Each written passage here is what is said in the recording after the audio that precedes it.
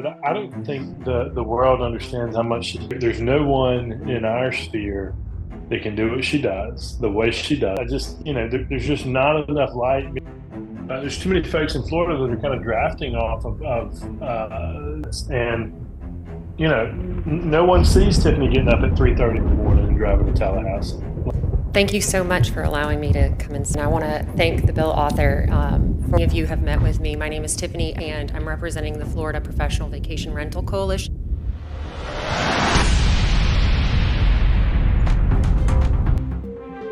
Call for action has been sounded. Welcome to another episode of Straight Fire VR. New legislation sitting on Governor DeSantis' desk threatens vacation rental operators. Returning guest Ben Edwards, president of Weatherby Consulting, talks the risk of this new legislation. Also joining in is the president of Coletta Consulting, Tiffany Edwards. Joining in for the fight for protection is our co-host, Miriam Ramsey. Prepared to lead the fight is our host, Steve Milo. Steve, when you're ready, get the troops together. Hey, thank you, Heather. Appreciate it. We're here for another great episode of Straight Fire VR. We have our co-host, Miriam Ramsey, and two of our most popular guests of last season. And I'm glad we got them while they're still in the country, because this is an honor. We're going to start with our most popular geek. And for those who don't know, Tiffany and Ben are married.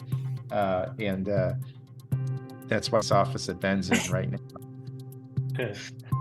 So, Tiffany, we know each other because we worked a lot on advocacy and legislative issues in Florida. And there was a lot going on in 2024. I talked to you, I think last week. I was really worried about you. So, I know there's a little bit more hope that we have now. And as this episode's debut, we'll have some action items that we can give listeners if they're interested in helping on the Florida front. So why don't you kind of explain what's going on in the state of Florida and what people can do to help?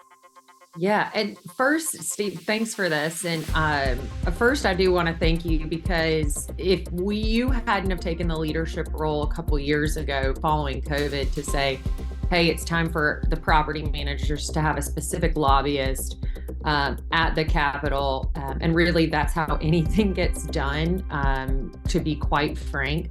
And if it wasn't for your leadership and initiative of kind of getting a very large group of us together and having a lobbyist there to represent us and keep us updated on what's happening kind of behind the scenes, but also what language needs to be added in and what the strategy is, I don't think we'd be in the place that we're in today. So yes, last week when you talked to me, it was a life check. So everyone needed to make sure that they called in and made sure I was, still okay and breathing and not crying in a corner. But we have a great lobbying team with Ramba Consultant and our lead Allison there, and who's really helped us with our strategy from last November when the bill dropped from the Senate side with language that we really did not like. We worked through a lot of it on the House side.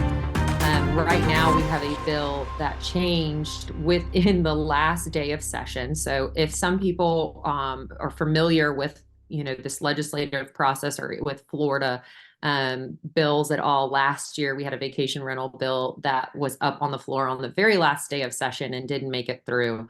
This year, it seemed to be more of a trade between the House and the Senate, and the language came up as a strike all amendment, meaning that the bill that was placed on the floor, there was a strike all of all the language, and new language was placed in at the last minute. The language specifically, some of the amendments that we had in there were stuff that, Steve, our group, Florida Professional Vacation Rental Coalition, worked very hard to get amendments in there, but there were, really 4 components on there that drove us to a conclusion that we could not support this bill. So the bill has not been sent to the governor. It did pass the Senate and the House. It is now kind of in a holding period until it gets sent over to the governor. Governor DeSantis usually likes bills sent over when he knows what he's going to decide to do with it. Based on state statute, he has 7 days to make a decision. So we're kind of in that holding pattern right now, which is, where we're activating a lot of the troops and where we're asking many of you who are listening in and who have Florida interest or vacation rental interest at all, to help us in a grassroots effort. So I'm happy to go through some of those specific bill points if that's kind of your targeted question there, Steve. Yeah, I do. I first want to ask Miriam a question. Do you see how polished she is, Miriam? How professional and nice she is talking about this? Wait a minute, Steve. Listen, Miriam's got a new haircut. She looks like $1,000,000. You're already starting in on her. It's not fair. Don't you love her haircut? It looks awesome. I do. Is my favorite. See, thanks, Ben, because Steve just wants to start jabbing 30 seconds in. I'm gonna gaslight Miriam. So Miriam, how would you be at the Nashville state capitol if you kind of got double dealt at the last minute? Probably not as polished as Miss Tiffany, let's just say. Look, great at it. Definitely 2 different personalities. Tiffany's normally the calm cucumber. If me and her would ever be somewhere doing this, I am the red flag, hot-headed stepchild that's just beating on the desk. But it works, right? It's a balance. It is a balance, and everyone has their role. And luckily, you have my husband on here who knows that red flag is clearly comes to vision from time to time. It just will never be recorded at any point. And I've said this so many times before, but because I'm being a former lobbyist and kind of, being a part of going into committee meetings and talking to a lot of these legislators, like they don't call them career politicians for no reason. So, it's always good to have a balance, and it's always good on my side, when I go and I represent our kind of coalition to go, our people are furious, right? And then we have those individuals who can start sending that. And then, you have another individual who's kind of that velvet hammer who can come in and go, oh, I don't really know how I can help you guys. You really screwed up with our group. Yeah. Well, let's talk about the 4 things you were wanting to focus in on, and then specifically what listeners can do to help make a difference. And if there's any OTAs or people that work for the OTAs, they can communicate with to get them to help us as well. Yeah. And I will say, so if any of your listeners are not specifically engaged in Florida, this is something that you should pay attention to, because Florida is usually the trendsetter. We have a couple states throughout the country that are trendsetters in terms of legislation. Florida is one of the only few that actually has preemption, meaning that the state actually, or the licenses and the regulation is preempted to the state. So it takes away a lot of the home rule, local government control over vacation rentals. That is something that year after year we have tried to protect. Since Steve, you were very much a part of that passage in 2011 and then up again in 2014. This bill actually takes away part of that preemption. It allows local governments to revoke registrations on that local level. So it now takes the department license and the local registration and it marries them to the 2 together. So if you have a certain amount of violations and suspensions, it ultimately can allow the local government to arbitrarily decide to revoke your registration, where you would no longer be able to rent your vacation rental anymore. And then they took out the clarity language, which allows someone to reinstate their registration, or if that house were to sell, to be able for the new owner to come in and register. So the lack of that clarity is very concerning, not just for Florida, but if any other state or local jurisdiction tries to take over that same amount. And that has been our number one focus for the past several years. The other thing that it does is that it creates a maximum occupancy of 2 + 2. We've seen that in a lot of areas, 2 + 2, 2 + 4, 2 + 6. Throughout the country as a maximum occupancy. However, a lot of times they'll have ages on there. This one is very strict in its wording. It is specifically for bedrooms. So if a bedroom has to have a closet, if there is not a closet there, then it is no longer considered a bedroom. So Miriam, you probably know with some of y'all's bunk rooms how this would affect Walton County, Orlando. There are some others that are purpose-built homes for vacation rentals. In fact, Jason at Key Data has been one of our greatest allies in getting data for us for the governor's office. The strict, not even the strict understanding of a bedroom with the closet, but just the maximum occupancy of 2+2 would affect 25% of all vacation rentals in Florida. It is actually an estimate of 40% of all vacation rentals in Florida with that stricter definition. What that means for if you have a 4-bedroom home, it impacts 29% of all vacation rentals in Florida with an estimated 14.8% revenue loss.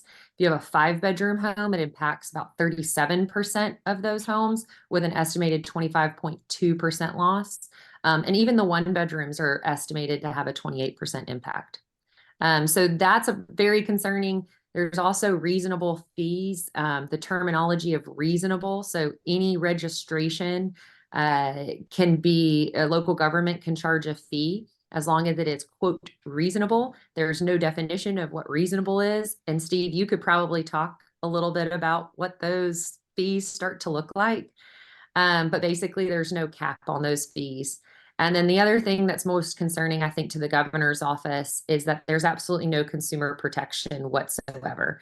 So from the time that you're notified that you have a suspension or a revocation, you have 21 days until that takes place.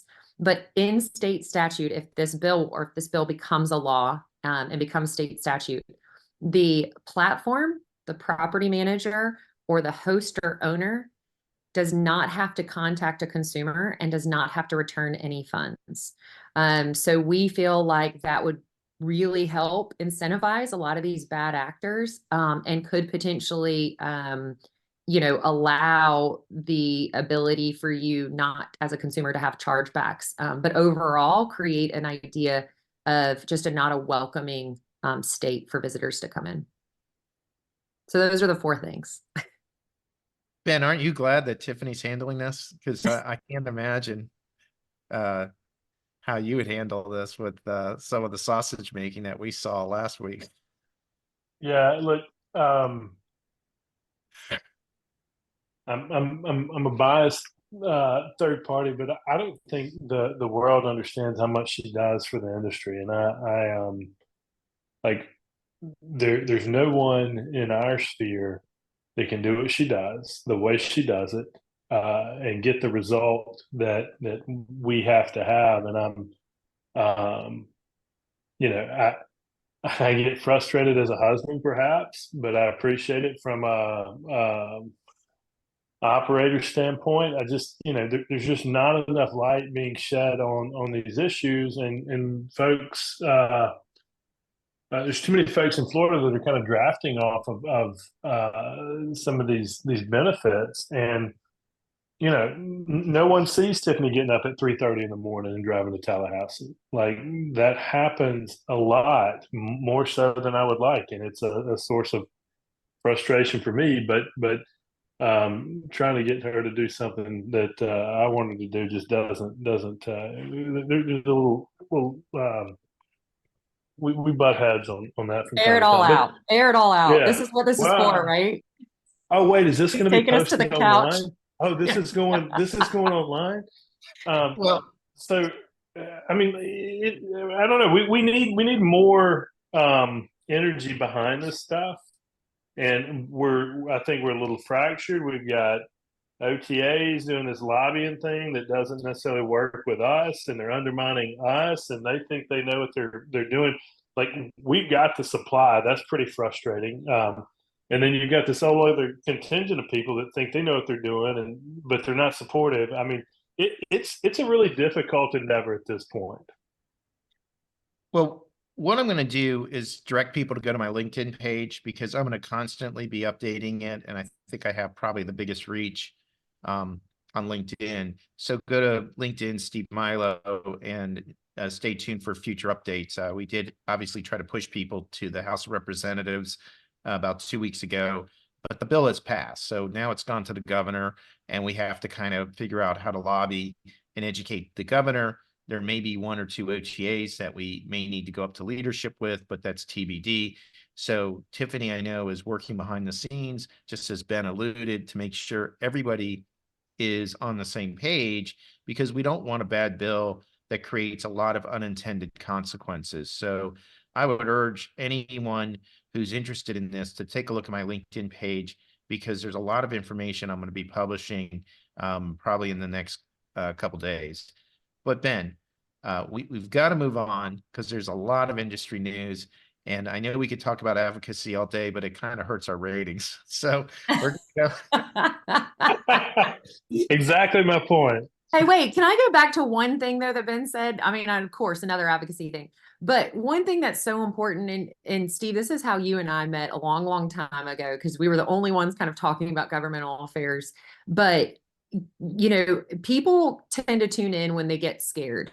There are a lot of people out there that pretend that they know what the advocacy is like. And I will say this every single time, but you as an operator will know how this language affects your business. Do not, you know, put your camp into someone just because they say they know what they're doing advocacy wise. You've got to do your research and really try to find other people within your community who have long-standing relationships within the community. They probably have some ties. And that's all I'll say on that. All right. Well, we're teed up for something that happened just a little over a week ago, and that was news of Vicasa's Q4 earnings call. They then subsequently indicated that they were laying off additional people, 320 people. Chief Operating Officer John Banzek will be leaving his position end of March. Today, we found out that a board member, Kimberly White, who was the first employee of Vicasa, she has resigned from the board of Vicasa. Vicasa's earning call was grim, to say the least.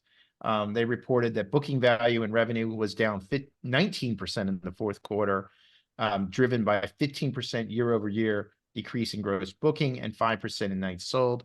And Ben, they weren't even able to provide guidance for 2024, even though the earnings call was at the end of February. What do you think? I mean, you follow public companies. I mean, not being able to provide guidance for 2024 seemingly is a red flag. Look, that was my biggest concern. That was my biggest takeaway from that. Like, everybody's got to restructure, and at some point, you're going to see these guys kind of play musical chairs or get pushed out or change gears, whatever it may be. But it's you know, I've not been as critical as you have on the subject, but you have to provide guidance. Like, I have to provide guidance in my businesses. Like, you have to provide guidance. It's absurd that they're able to skate by with that from a. I don't even know if there's an SEC component to that. Like, I mean, you have to provide guidance to investors. Look, booking windows are shortening. We're seeing, you know, occupied night compression, ADR compression. Like, come up with something. It just, how do you invest money in a company that can't give you some type of forward-looking forecast? So, Miriam, we were on an episode where we may title it an Irish wake for Vicasa because it was so unbelievable. But, you know, I kind of went back through the history of Vicasa, and I think it was in 2018 or 2019, they raised $320 million and $1 billion valuation. So this was before they went public, when they bought Wyndham and got that huge infusion from Silver Lake. Today, when I just looked at it, their stock was down to 657, and that's after their reverse merger, near its 52-week low, a market cap of $147 million. And then, you know, I'm sure you're aware, because I'm aware, you know, we are getting a flood of people from Vicasa contacting us for jobs. What's going on in your area? Because there's quite a bit of Vicasa presence. So there is. So the biggest thing, they put middle of first quarter, they spent around $750,000 on their laundry facility. That equipment is still sitting there, has not been put in. Their staff can, as of yesterday, cannot even get in this building, which sucks. I mean, you're in a market, I mean, Florida's a market like us where their staff is calling in, trying to find jobs. You know, you look at it two different ways. You look, for me, it's like, okay, I feel sorry for these people. But for one, if they didn't get paid 5-6 weeks ago, why did you continuously stick around till now? But then also to go to a different point, how are these owners still there? Like that's what I don't understand, because as much as they've churned on other stuff, the market base, yeah, they had 20-30% of churn last year, end of quarter. They're still doing decent in some markets. So you have to take some of these larger companies that they've purchased. There are some employees that didn't come through the Jenny Angie hot list that have to be looking at these numbers and thinking, what are we doing? How are we going to be laid off or not get paid in 6 weeks? I mean, that's the biggest thing. Yep. So Ben, correct me if I'm wrong. You graduated with an accounting degree, and Yeah. one of your first jobs out of college was working for a publicly traded company. It was actually a vacation rental company, and I believe you had some financial responsibilities. So Vacasa has current assets. I'm going to bore some people, but Ben will understand how to read a balance sheet. They have current assets of $266 million, down from $381 million in the fourth quarter 2022. So, but 266 sounds like a big number, right, Ben? Cash and cash equivalent, $88 million, down from $158 million in the fourth quarter 2022. But current liabilities are $423 million versus current assets of $266 million. Ben, is that a problem? We're gonna say car crash, man. They're so underfunded on the trust account right now. It's I don't know. They've drained the cash out of that. You know, and I'm gonna get a call or three after this, but fundamentally that doesn't add up. Like all of our businesses have fully funded trust accounts, and for those of you that operate outside of that process, good for you. But it's just not something we're willing to bend on. But you know, kind of going back to the Vacasa thing, like at this point, Steve, it's like you know you're taking some kids' lunch money and they just won't even put up a fight anymore. I don't think there's any way to change course. I guess is my point. Like there's no light at the end of the tunnel. It feels like another train is coming down the tunnel, if there is any light. I mean, like I don't know how you argue on behalf of Vacasa. Maybe a few years ago when you were kicking them in the shins, I could say, well, maybe there's a bright spot here or there. I don't know how you get there with these numbers. That's what I'm fumbling to say. Tiffany, do you have anything to add? There are big presence in the Panhandle. I know Jeannie said she was getting quite a bit. Your mom. We got a lot to add in that last call or the last podcast. You know, what I see just anecdotally, you know, within the Walton, Okaloosa County, because obviously that's just where we live, is just the inventory that was taken in. So a lot of us will not go north of, you know, 98. So staying more closer to that beach area, less into a residential. And so I think that if you really take a look at like the amount of growth that they had and the units that they took on, that you'll see that, you know, some of those don't play into a true like short-term rental or to a short-term rental guest. And I think some of that inventory is going to start to fall off because you saw a lot of people try to get into this marketplace with a lot of cash after 2020, and they're not going to make the same mortgage and insurance rates. And so I mean, more of that's anecdotal than me having actual numbers, but I'd be interested to see what that looks like across the country too, because that's certainly going to change some of the inventory numbers. Okay, well, we could talk about Vacasa more, but we have a full episode on it coming up. So grateful we're not on that one. Yeah. Yeah, no kidding. I mean, like, how can you make a full episode out of that? I mean, stay tuned. You'll know. Yeah, stay tuned. We have to do a lot of editing. But at any rate, so Ben, I'm glad I have you on. You're here because you're like an expert on this company next that we're going to talk about. There we go. Some people think you have some pom-poms, which is appropriate for your sports background. And that's Expedia / Furbo.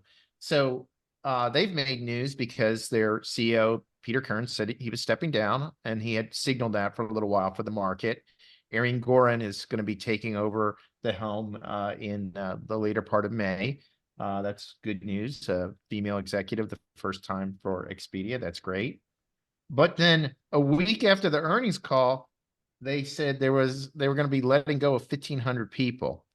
And they had somehow said that they had already finished all their integration projects. And so these people were effectively not required, I guess, is more or less what they were indicating.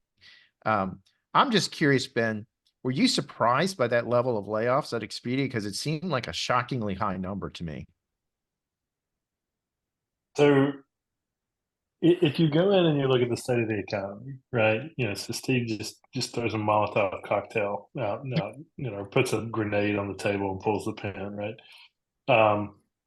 If you look at the majority of the Fortune 500 companies out there, they're all letting people off. They're actually trimming, and I think it's prudent right now to pull back a bit. I think, frankly, a lot of vacation rental managers should be considering the same because they're not going to have the earnings that they had in prior year, and I think it's important to do that because a lot of their staff is kind of in the periphery, development or what have you. I think they can pull back. I don't think it's indicative of a larger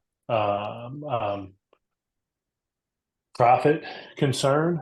I think it's indicative of top line revenue not being what it is, and I think it frankly is good business. You may or may not have expected that answer, but I think those guys run a good shop. Like I like Expedia. I'm a gold member on Expedia. I like it. I like VRBO. Like it. You've made some comments on VRBO not producing as much, and I mean that's fine. It's instead of getting like a 7x return, I get a 6.5x or a 5, whatever, right? I mean, like we get great returns from it. I like the guest. I like what they do. All that being said, like if someone's not trimming right now, I think that's an issue. If they're not considering that, because we're going through that in all of our businesses. So Miriam, I know you like numbers, just like Ben and Tiffany. I ran some numbers for January and February. And on the OTA mix, Vrbo was down 11%. And you're thinking, okay, well, it's been a tough year, like Ben's saying, it's really tough. Airbnb is up 77%. What do you think when you hear that somehow Airbnb is gaining market share and Vrbo is losing market share? So I think in my market, it definitely makes sense. I tore some people up last year when I had this conversation about who books what platform in the markets, right? This market is a lot of our age, Ben, Tiffany, our age of who's coming up, the spring break, bringing their kids. Were you directing that at Steve? Like, was that an age? Was that like a passive aggressive age thing back at Steve? Yeah, I was happy to be included in that group. I don't, unlike Ben, I don't have a VRBO app. I have a booking.com app. I mean, Steve, you got to look at whatever's going to give him the best return and give him a coupon at the end of the day. And the rewards points. Oh my gosh. Yeah. But no, I think that's the biggest thing. I'm going to tell you, VRBO, I'm with Ben on this, and I was the previous one. The consistency of them, the Escapia, having that platform that works. Yes, are we going to be a up margin? No, but you keep me in that same realm of expectations and that funding, I'm good with every day. Airbnb, yeah, they're hot, but what do we also get with Airbnb? A $30,000 brand new house that was completely destroyed. Yeah, I'm taking that up, but are we also playing into that factor of the return on it? Steve, I have to ask too, where for those numbers global? Because I do know that Airbnb just exponentially, grew in Asia, right? And so Verbo has made a very strong effort to stay within the US and focus on true coastal mountain resort destinations. So were those numbers, where'd they come from? Those are I V-Trips think it was numbers. Oh, V-Trips. primarily Okay. I thought it was a rising Kwanzaa huts, right? Is that what it was? Or So TPs? I think the problem for Expedia / Verbo is they're so US dominant that because the US economy is really hitting some tough headwinds for the vacation rental industry and maybe even travel. So here's some more data, Ben. So we had Jason Sprinkle on a podcast that we that's now on Straight Fire VR for people to listen to. He made us very sad. He tried to make it sound good though, and it I was Yeah, know. it 13 was He's it was wah, brutal. wah. Worse than He would advocacy. know. He would know. He basically said through the end of February, occupied nights on a year-over-year basis was down 15%. Now ADR, he was trying to say, good news is ADR is up 2%. There are some real big headwinds right now happening in the US market. I'm sure you're hearing this from clients, right? And other people that you talk to within the industry. We're seeing it. We're talking to folks throughout the industry that are seeing it kind of more so than others. Like I think Destin right now is seeing it slightly, but some of those hotter markets are seeing it much more so. And you guys know who you are. We're having to get back to having to level set the businesses. I mean, that should have really happened last year, but for us, we're focused on doing that this year. I think we are going to see a wonky year with the election being what it is, and uncertainty around whether Jerome's going to cut, he's not going to cut. The stock market's at another high today, right? Or it was before getting on the call. Like there's so many nuanced issues. I think it's best to pull back, make a meaningful profit, and move on. I don't think anybody's going to be able to predict revenue this year. Okay, I'll add in too, Ben, because it's something Jason's also brought up is just credit card debt in general and where we are in terms of credit card debt. And to make you even more depressed, Jason sent me numbers recently that Florida is down 17.9% from the last 2 years.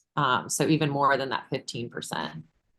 Well, don't you feel like that's because, like, everybody that drives across the state line starts a vacation rental company? I mean, like, Yeah, it's oversaturated for sure. Okay, well, supply is definitely a problem. And for those who aren't aware, because Ben's on a first name basis with Jerome, it's Jerome Powell of the Federal Reserve.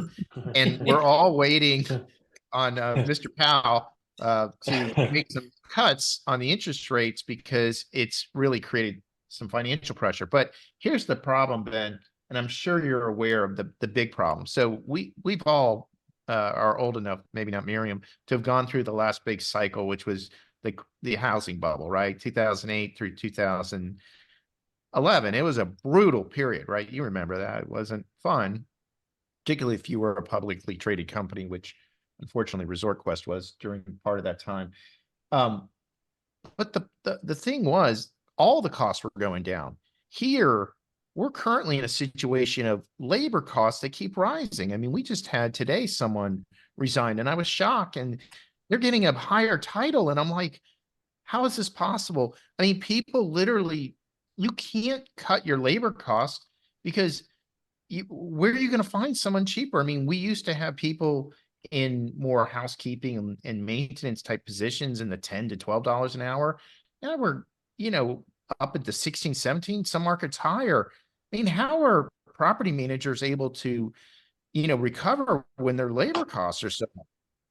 Look, you're gonna wind up looking at a vacation rental company, and it's gonna mirror that of a Wawa. Like you come in, and everything's on a push button board. I mean, like that's where it's going to get to, and you have to leverage your collective assets in order to handle the transaction volume. You've got to push people to websites. you're gonna have to stop if you're not outsourcing labor to other areas.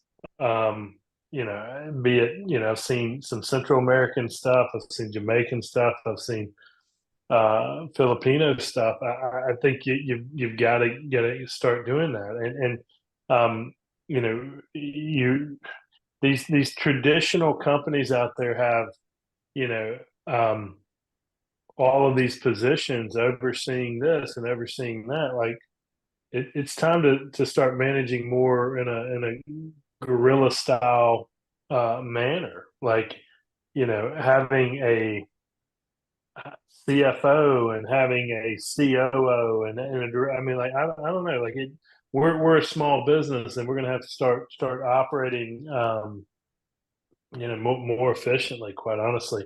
Otherwise, you're not going to make the money. And like it's you and I've talked about this a million times. Like the industry is full of people that care more about your perception of them than making money.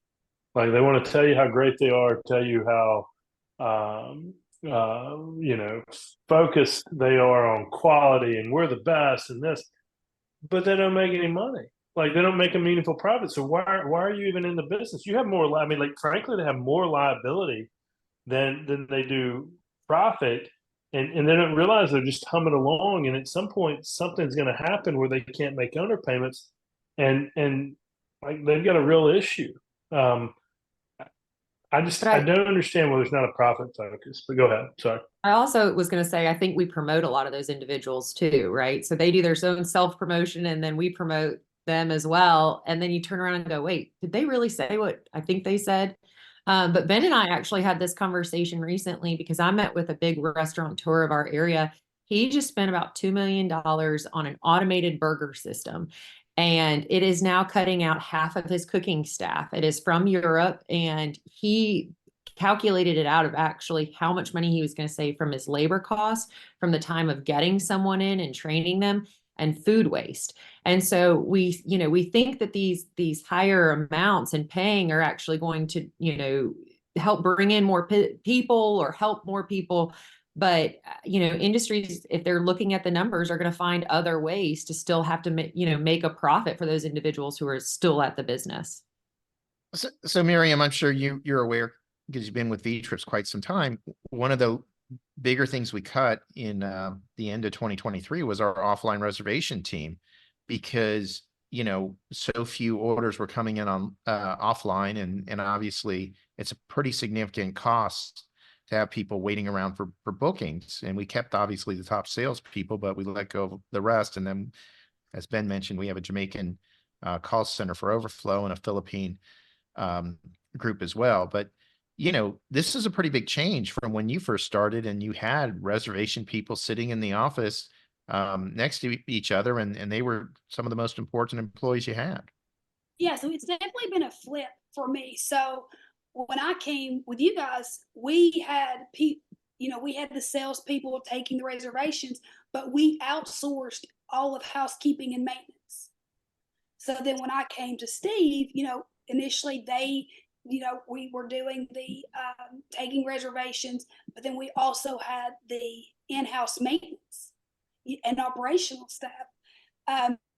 So it's definitely been a different world for me. I think we are going to have to go back to, and look, does it hate to say it because it would put us in a layoff field, but outsourcing a little bit, getting that extra, especially on the ops side of things, it's a savings that I think, not just with us, but in general, you are seeing people do, such as you guys, paying that out. Because by the time that you do pay benefits right now, you pay mileage or reimbursement or supply car, you have to have insurance, and then paying that hourly rate. I mean, you can cut that chunk in half by outsourcing that. And so I think it could be a flip on both sides. Yeah. So V-Trips, we were proactive. There was actually an article in Skift where we did about a 10% reduction in our G&A in 2023. There were some industry people that were clowning us and saying, "Oh, look at them." And I'm like, yeah, we're being responsible. We're a profitable company. And moving into 2024, we're going to try to squeeze out another 5%. But the point of what Miriam is saying and Ben is saying, Tiffany, is there's going to have to be a place where, you're going to have to cut, and it's going to have ramifications on the industry. And one of the bigger ones is travel and entertainment. And that means conferences and advocacy. And we've already heard, because I had a little birdie tell me that VRMA Europe had very low attendance. I know VRMA Houston, they were giving away attendance because they didn't have people, and they were embarrassed that vendors would think no one was there. Tiffany, are you concerned that, these conferences and places where we get together to discuss advocacy are going to have really low attendance, and that advocacy efforts are going to dry up as a result? I'm always concerned about advocacy drying up because it's not a budgeted item and it's not an ROI. So most people don't care enough about it. I do think conferences are the best place to hear, listen, and understand that there are, actual tangible returns for advocacy studies and that, and people who are working behind the scenes to make sure that our industry is at a level playing field with hotels. But I think that the greater concern is that there is so much competition for conferences. I mean, I remember when we first I first started attending, there was really just VRMA. And in fact, Ben and Are you talking about the conference that we met at? I was just about to say, believe it or not, Ben and I met at a conference. So I think it was VRMA and that one conference that that I think y'all just did it 1 year, Ben. No, it was a vacation home expo. It was Steve's buddy, Rick Fisher, put that on.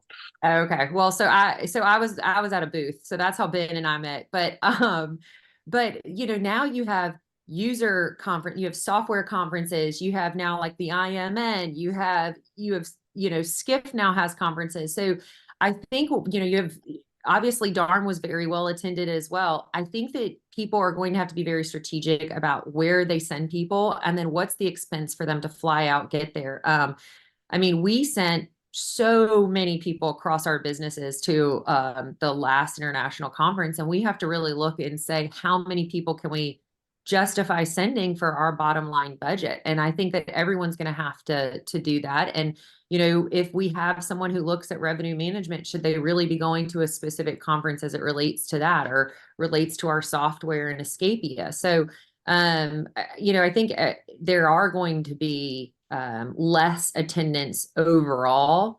And I think that part of that is budget, but I also think it's just complete saturation for conferences in general.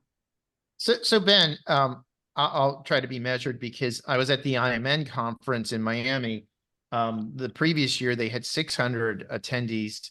In 2024, January, it looked like 200. The little birdie from Europe, I know you're familiar with VRMA. The website said they expected 350 property managers, not just vendors. The person I talked to said they were lucky if they had 100, and there were more Americans than Europeans at that conference. So my question to you is, if you're trying to run a conference, wouldn't you think that you'd try to get the itinerary and the guest speakers and all those type of things up, like Amy Hinote did with Darm? I mean, what Tiffany said, Amy Hinote back in June 2023 started to promote Darm. She started to promote the guest speakers by August 2023. I mean, she was all over social media. She was doing podcasts and things like that. I just checked the VRMA website, Ben. The spring forum, which is mid-April, still doesn't have individual sessions. They don't have the guest speakers. Is that good business? Look, I can't speak to the VRMA. I'm on the VRMA board, but thank you for that. I will tell you, education is sorely lacking in the industry as a whole. We have missed the mark. We have ourselves to blame. We don't promote people who actually perform. We promote people who excel at telling you how great they are. It is a LinkedIn centric educational system that does not produce professional managers.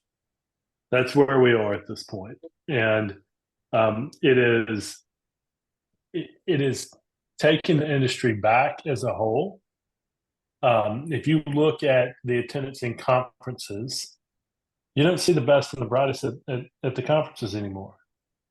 You see all the folks that have been in business for a short amount of time, and they're going to come, and they're just, I mean, honestly, they're there to hang out and have a good time. It's more of a junket than it is an educational session.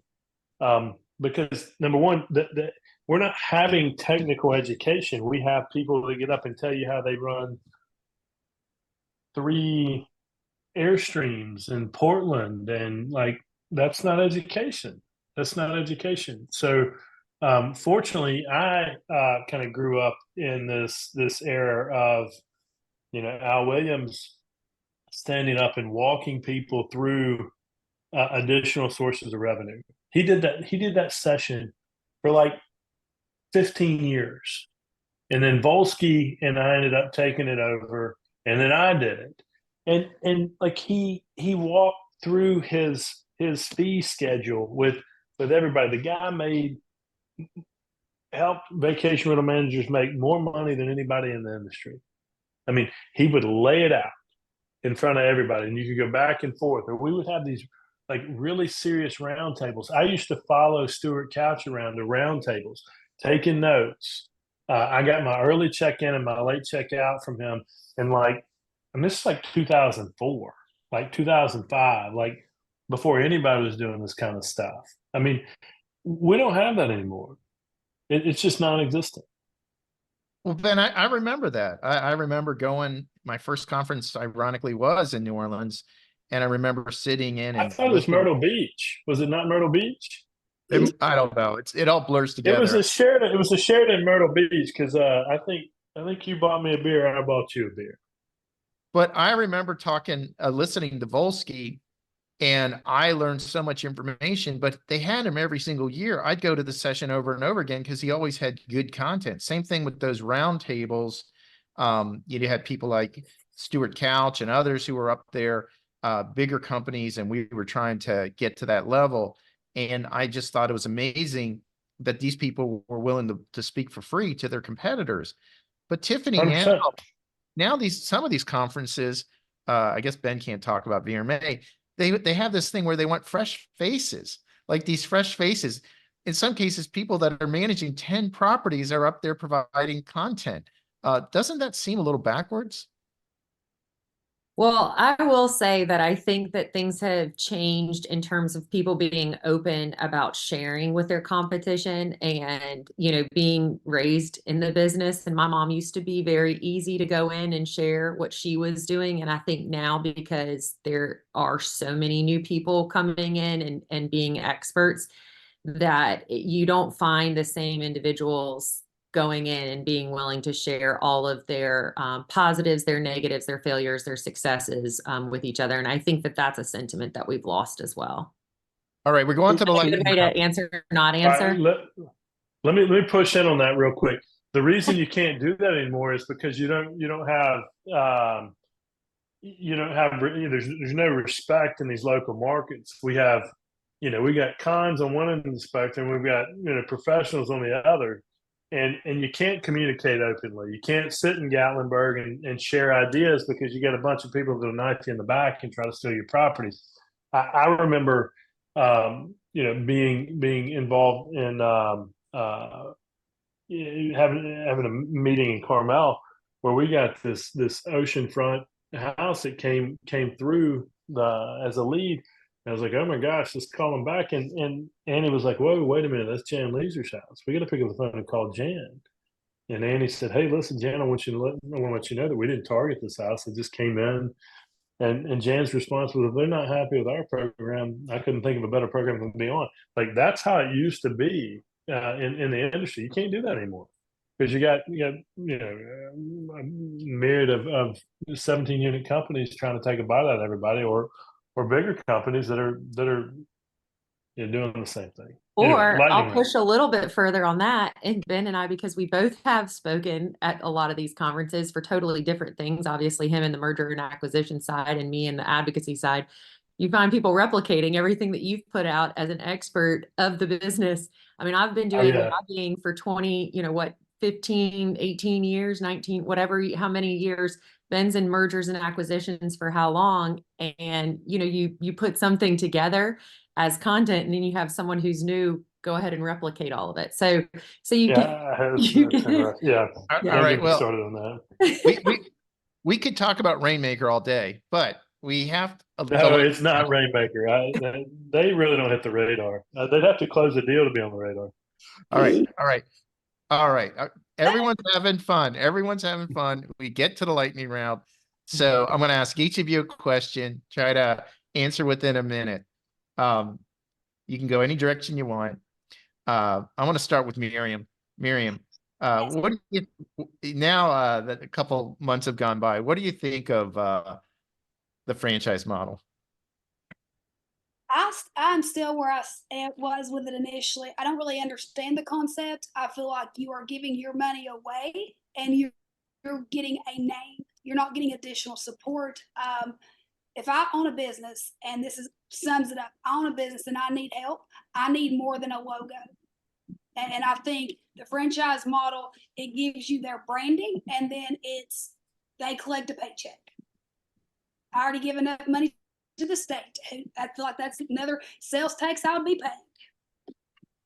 All right, Ben, you're next. Marriott Homes and Villas. Look, what an amazing brand. I really fundamentally wish they'd focus on delivering bookings. I think their algorithm is weighted to particular properties, because I have some of the best properties in the markets in which we operate, and we do not go to the top. They seem to be waiting other people and maybe larger companies that are more national. But I think they, like, this is not. I don't want to knock them. We had lunch with a nice lady in Cayman, who's on the executive team. I think they have a huge opportunity, and they could turn this thing around, but it's just not performing. Like it does not perform for us. It does not even register for us. And when we have like really fantastic properties that have no trouble booking, but they can't seem to book them, there's an issue. But Ben, they're supposed to be curated, and you're saying somehow that national players like Vacasa are getting more emphasis in their algorithm? So the turnkey inventory seemed to be more weighted, and it really is that is frustrating when they're pushing properties up. At the same time, like, we had an auditor, I want to say from Ernst and Young, come down and like go through a number of our properties, and she's like, well, you have to have this in this bedroom, and we're like, you got turnkey properties on your site. Like, I mean, I don't, it doesn't make sense. They really had an opportunity to pull us in, treat us more like franchisees. We used to get some preferred pricing through American Hotel Register Company, and that was really great until American Hotel Register Company declared bankruptcy and stiffed us for $25,000. Now they're part of CHS or whatever it may be. Like there's just been one issue after another with this rollout. They could turn it around on a dime. They could turn it around tomorrow if they wanted to, but it does. I don't understand it. I don't understand it. They have so many eyeballs. They have a brand they could deliver, but it doesn't work for us. All right. Well, Tiffany, last question for you.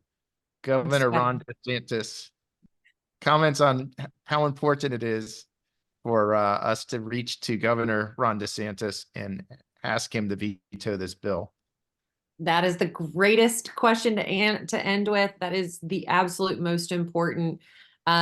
He is a huge fan, or not a huge fan, but he is a fan of vacation rentals tourism for Florida in general, but also in terms of making sure there are not arbitrary and unreasonable government regulations. This bill absolutely does that, but he has to hear unique voices within our industry. So I would encourage you to go to Steve's LinkedIn. He'll probably be posting exactly what our strategy is and how you can help. And then Obviously, I will, my role from donations and always asking for funds and money. That's why so many people don't answer my calls as much anymore. But you can go to fpvrc.org. So that's to donate. All of our funding goes to elected officials who do support vacation rentals for education programs and for our lobbyists. And Steve and many others serve on our steering committee, but is a group of all professional property managers. So please stay engaged, especially if you're in Florida. It is instrumental that we get voices heard at the governor's office. All right. Well, thank you everyone for another great episode of Straight Fire VR. I'm happy that we were able to get Tiffany and Ben when they were still in the country. So this was a good day. So thank you again. You can go to future episodes at straightfirevr.com. Thank you, everyone.